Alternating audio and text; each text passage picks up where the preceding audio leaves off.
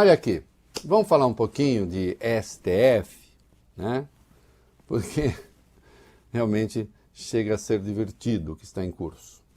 Dino afirmou: STF não toma decisões com medo deste ou daquele. Tá, diga, vamos lá.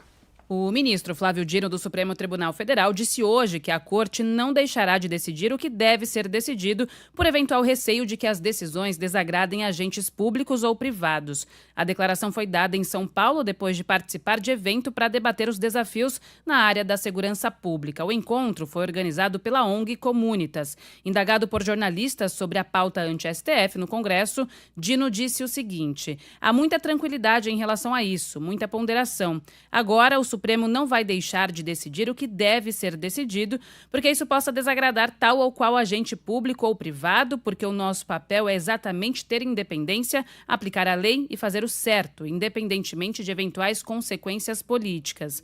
Uma lógica, eventualmente, de retaliação, de dissenso, de conflito, não é compatível com os interesses do Brasil e com a nossa Constituição. O ministro afirmou que é preciso ter calma para distinguir o que é crítica e aprimoramento legítimo do judiciário, mas é necessário afastar espíritos de destruição institucional. Certíssimo, né? Porque da pauta aprovada na CCJ, da Câmara, aquela maluquice, estão aprovando só como retaliação, né? Então, só para lembrar, uma PEC tira dos ministros o poder das decisões monocráticas, a não ser excepcionalmente.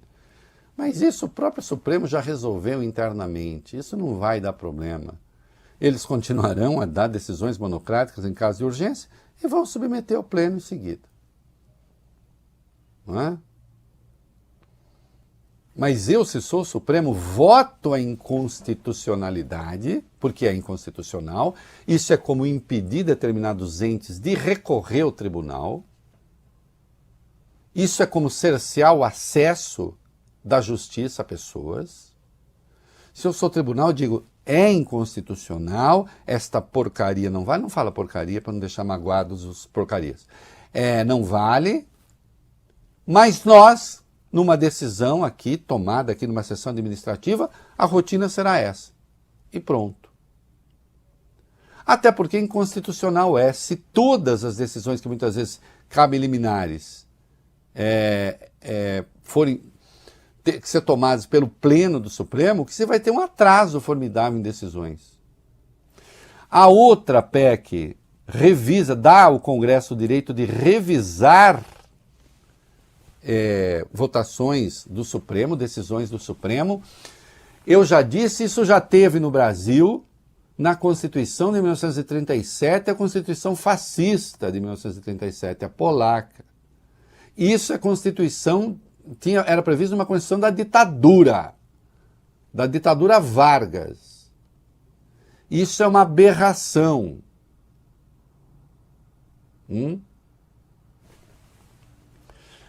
Também aumenta a possibilidade de crimes de responsabilidade para ministros e coloca lá o chamado crime de hermenêutica. O ministro poderia ser acusado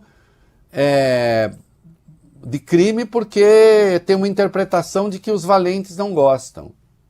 E também facilitar impeachment de ministro do Supremo, como se impeachment de ministro do Supremo não passasse pelo Supremo. Não é? Uma delinquência. Aí você ouve a turma falar: porque a população não gosta, acha isso, aquilo, porque o Congresso, pergunte o que o Congresso acha. Bom, o Congresso, que já tomou o orçamento do governo federal, né, do Executivo, quer tomar também agora o Legislativo para si. Mas isso é uma excrescência, isso é de um absurdo tal que a gente custa acreditar que tem avançado. Mas são os liminares do bolsonarismo, são eles que estão liderando isso, com apoio de gente do Centrão também, para ver se intimida os ministros. Ontem o Dino falou assim: continua suspenso o repasse de emenda, até que vocês não cumpram a Constituição. A Constituição impõe a transparência. Quem é o autor da emenda? Para onde vai o dinheiro? Como está sendo gasto? O TCU tem de avaliar o gasto. Né? E aí o Arthur Lira, que incentivou o avanço desse troço, agora está dizendo que não vai, as coisas não vão avançar, que apenas uma proposta deve avançar, que é justamente a das decisões monocráticas, que já foi aprovada no Senado e vai ser aprovada na Câmara também. Não sei o que o Supremo vai fazer. O Supremo tem dois caminhos. Ou o Supremo faz uma interpretação conforme a Constituição daquilo que for votado, diz, ok, se vocês querem, nós vamos colocar isso à luz da Constituição. E passa a ser assim. Ou simplesmente declara inconstitucionalidade, que é o que eu faria, vocês querem brincar, então vamos brincar. Declara inconstitucionalidade. E numa sessão administrativa estabelece um rito para as decisões monocráticas, que tenham a ver com leis já em curso ou com decisão de presidentes de poderes. E só. Né? O resto é lixo, o resto vai para o lixo. Vocês vão ter de aprender com a democracia. Né? Vocês não conseguiram dar o golpe que vocês queriam dar. Vocês tiveram um presidente que passou 4 anos tentando dar golpe. Não conseguiu. Perdeu a eleição. Tentou impedir a posse do... Primeiro tentou impedir a eleição.